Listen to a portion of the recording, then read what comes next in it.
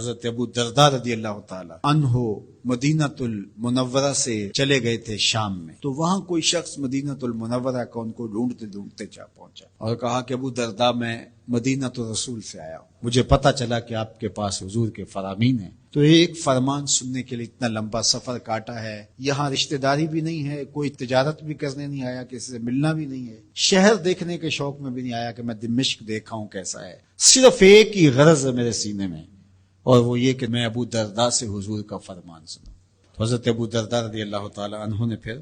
انہیں حضور علیہ السلام کا ایک فرمان سنایا، سنو آپ بھی، من سلک طریقا یبتغی فیہ علما سہل اللہ لہ طریقا الی الجنہ، جو کسی ایسے راستے پہ چلا جس راستے میں اس کا مقصد ابتغاء علم تھا، علم سیکھنا تھا، تو فرمایا اللہ اس کے لیے جنت کی راہیں آسان کر دیتا ہے۔ اللہ، یہ کس کو بتایا جا رہا ہے؟ جو ایک حدیث سننے آ رہا ہے۔ لازمی نہیں ہے کہ وہ باقاعدہ طالب علمانہ انداز ہی اختیار کرے کہ باقاعدہ داخلہ لیا جائے کسی ادارے میں اور وہاں سیکھنے کے لیے جائے تو وہ طالب علم شمار ہوگا۔ لازمی نہیں ہے کہ 8 سال کا 10 سال کا کورس پڑھنے جائے تو پھر ہی طالب علم شمار ہوگا۔ اس کو بتایا جو صرف ایک حدیث سیکھنے آیا تھا۔ تو میں آپ سے کہوں گا کہ 8 دن کے بعد جب جمعۃ المبارک کے موقع پر آپ سفر کر کے گرمی کاٹ کے مشقت سہ کے آپ یہاں پہنچتے ہیں، پٹرول لگاتے ہیں، وقت نکالتے ہیں، آدھا گھنٹہ پونا گھنٹہ قریبی شہر کے لوگ پہلے چلتے ہیں، اور جو باقی شہروں سے آ رہے ہیں کوئی 2 گھنٹے پہلے چل رہے ہیں، کچھ لوگ صبح سے چل رہے ہوتے ہیں، کچھ لوگ رات سے چل رہے ہوتے ہیں، کچھ لوگ رات آ کے ہمارے پاس مہمان خانے میں ٹھہرے ہوتے ہیں کہ صبح ہم نے نماز جمعہ پڑھ کے جانا ہے، دور دور سے لوگ آ رہے ہوتے ہیں۔ تو اس وقت طالب علم بن کے آیا کریں کہ ہم حضور علیہ السلام کے فرامین سیکھنے جا رہے ہیں، ہم قرآن مجید کی تفسیر سیکھنے جا رہے ہیں، ہم دین سیکھنے جا رہے ہیں۔ تو پھر آپ جب گھر سے چلیں گے تو جنت کی راہ پہ چل کے یہاں پہنچیں گے۔ اور دوسری بات، وَإِنَّ الْمَلَائِكَةَ لَتَضَعُ أَجْنِحَتَهَا لِطَالِبِ الْعِلْمِ رِضًا بِمَا يَصْنَعُ، اور جب وہ گھر سے چلتا ہے، جتنے بھی دور سے چلا ہے، 20 کلومیٹر سے چلا ہے یا 2000 کلومیٹر سے چلا ہے، وہ جتنی دور سے بھی چلا ہے، جب وہ گھر سے چلتا ہے،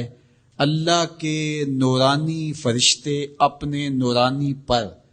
اس کے پروٹوکول کے لیے چلنے والے کے پاؤں تلے پھیلا دیتے۔ یہ پروٹوکول ہے، اللہ اکبر، یہ اعزاز ہے، یہ تکریم ہے۔ پھر ارشاد فرمایا وَإِنَّ فَضْلَ الْعَالِمِ عَلَى الْعَابِدِ كَفَضْلِ الْقَمَرِ عَلَى سَائِرِ الْكَوَاكِبِ، عالم کی فضیلت عابد پر، عالم کی فضیلت ہنڈے بدماش چور ڈاکو اس پر نہیں، اس سے موازنہ نہیں کیا جا رہا ہے۔ ایک عام چور ڈاکو بدماش سے تو ایک مسجد میں جھاڑو دینے والا بھی افضل ہے، اس سے موازنہ نہیں کیا جا رہا،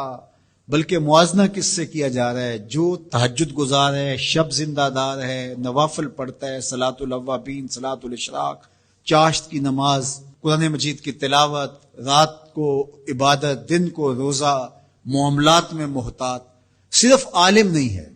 باقی وہ عابد ہے بہت بڑا، اپنی نظر پر پہرے بٹھاتا ہے، خیالوں پر پہرے بٹھاتا ہے، سوچوں کو آوارہ نہیں ہونے دیتا، زبان کو بے قابو نہیں ہونے دیتا، عابد ہے۔ اس پر عالم کی فضیلت کتنی ہے آپ ذرا سنیے تو آپ کا جی چاہے گا کہ ہم مکمل عالم بن جائیں۔ تو فرمایا کہ فضل العالم علی العابد کفضل القمر علی سائر الکواکب، عالم کی اس عابد پر، تہجد گزار پر فضیلت اس طرح ہے جس طرح 14ویں رات کے چمکتے ہوئے چاند کی فضیلت ستاروں پر ہوتی ہے۔ اور ایک حدیث میں حضور نے یوں بھی ارشاد کہا فضلی علی ادناکم، اے صحابہ اس عالم کی عابد پر یوں فضیلت ہے جس طرح تم میں سے ایک عام آدمی پر میری فضیلت ہے۔ اتنا بڑا اعزاز دیا، اتنی بڑی شان اس عالم دین کی ہے۔ اللہ اکبر۔ اور پھر ارشاد فرمایا وَإِنَّ الْعَالِمَ لَيَسْتَغْفِرُ لَهُ مَنْ فِي السَّمَاوَاتِ وَمَنْ فِي الْأَرْضِ حَتَّى الْحِيتَانُ فِي الْمَاءِ، اور یہ عالم دین اس کے لیے بخشش کی، استغفار کی، معافی کی اللہ کے حضور دعائیں مانگتے۔ کون؟ جو آسمانوں میں رہتے فرشتے، ومن فی الارض، اور جو زمینوں میں رہتے ہیں،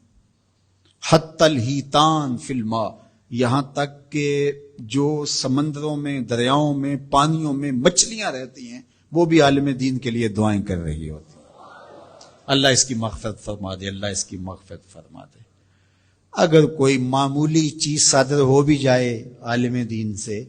تو لٹ لے کے پیچھے نہ پڑ جائیں، ہم تو اگر کوئی گناہ کر بیٹھے تو ہمیں خود معافی مانگنی پڑتی ہے، اور اس خلوص سے شاید مانگتے ہیں کہ نہیں مانگتے، لیکن عالم دین سے اگر کوئی خطا ہو بھی جائے، کوئی غلطی ہو بھی جائے، تو آسمان کے فرشتے بھی دعائیں مانگ رہے ہوتے ہیں،